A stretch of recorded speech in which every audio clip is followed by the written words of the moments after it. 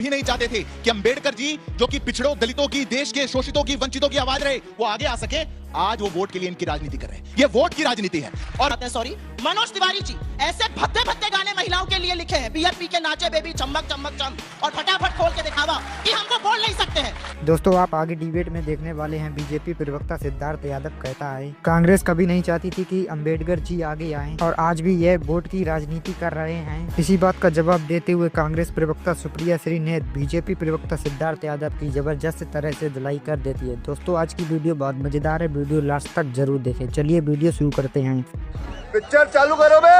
लेकिन बाबा भीमराव अंबेडकर के मुद्दे पर क्या विपक्ष ने आपको बैकफुट पर डाल दिया? सीधा प्रश्न। मैं बिल्कुल, अब मैं इस पे जवाब देना चाहता हूँ। देखिए अंजना जी, ये विषय हमारे लिए किसी वोट बैंक का नहीं है।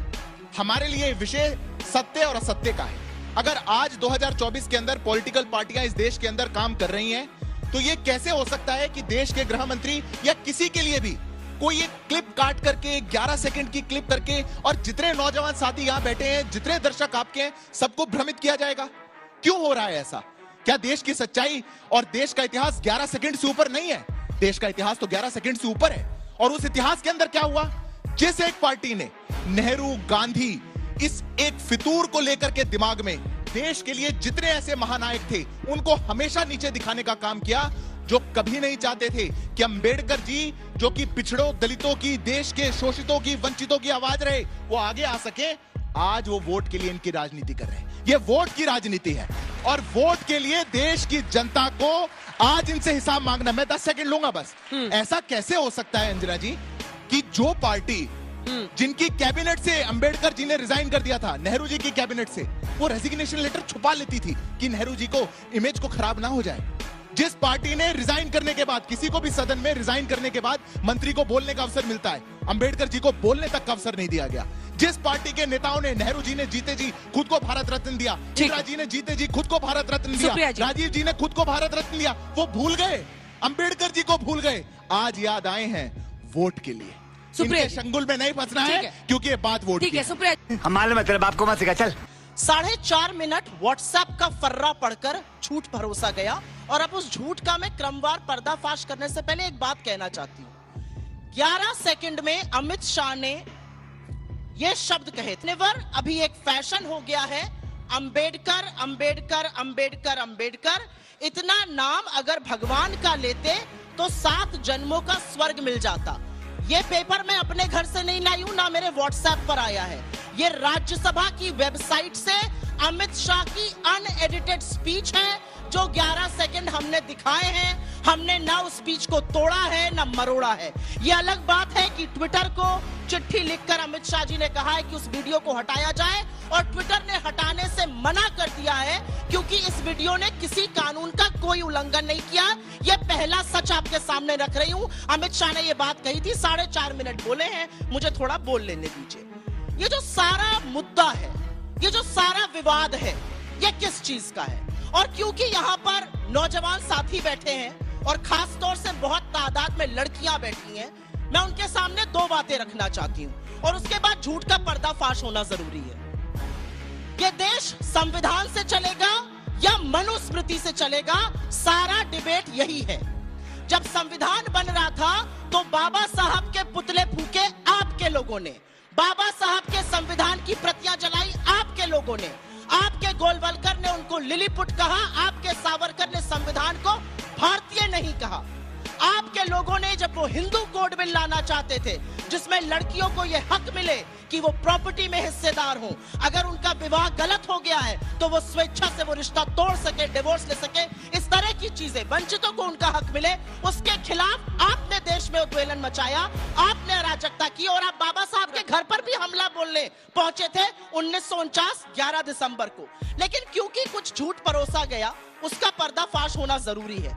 मनुस्मृति, जिसकी बहुत सौगंध खाते हैं ये, उसमें कहा गया है शादी से पहले, और 148वें नंबर का श्लोक है ये, शादी से पहले लड़की पिता की संपत्ति है, शादी के बाद पति की, और अगर पति की मृत्यु हो जाए तो बच्चों पर निर्भर रहना चाहिए। किसी भी स्थिति में महिला स्वतंत्र नहीं रह सकती है। भला हो संविधान बनाने वालों का, जिन्होंने मनुस्मृति की नहीं सुनी। इस देश की हर महिला को, हर वंचित को, हर शोषित को, चाहे वो शहर में हो या गांव में हो, गरीब हो या अमीर हो, एक बराबर हक दिया। और इस स्टूडियो में भी जितनी महिलाएं हैं, जितनी लड़कियां हैं, उनको वो सारे हक हैं जो आदमियों को हैं, और ये हक हमें हमारे संविधान ने दिया। सही पकड़े। झूठ बोलते हैं कि कांग्रेस और नेहरू ने मिलकर अंबेडकर को हराया। अंबेडकर जी जब चुनाव लड़ने महाराष्ट्र गए तो हम अंतिम दिन तक नामांकन के ये आशा करते रहे कि वो कांग्रेस के टिकट से चुनाव लड़ेंगे। वो कांग्रेस के टिकट से चुनाव लड़ने को नहीं तैयार हुए। उन्हीं के बनाए हुए संविधान से चुनाव हुआ, वो चुनाव हार गए। उसके कुछ ही दिनों बाद महाराष्ट्र से राज्यसभा का चुनाव होना था और अंबेडकर जी के पास उनकी पार्टी का एक विधायक था। कांग्रेस के सारे विधायकों ने नेहरू जी के कहने पर उनका सपोर्ट किया, उनको कांग्रेस का राज्यसभा सदस्य नहीं बनाया, उनकी पार्टी का राज्यसभा सदस्य, जिसकी एक विधायक था, बनाकर जवाब का भी सही बात है। दो बार चुनाव हराने गए थे। और उससे महत्वपूर्ण और गंभीर बात आपको बता देता हूं, जिन्होंने उनको चुनाव हराया उसको पद्म भूषण दिया। बाबा साहब को भूल गए थे। रुको जरा, ये एक तस्वीर है, ये पार्लियामेंट की प्रोसीडिंग्स थी। पार्लियामेंट के परिसर में विपक्ष के लोग बाबा साहब की ये वाला पोस्टर लेकर प्रदर्शन कर रहे थे। बाबा साहब का ये पोस्टर लेकर संपूर्ण विपक्ष प्रदर्शन कर रहा था। ये तस्वीर थी।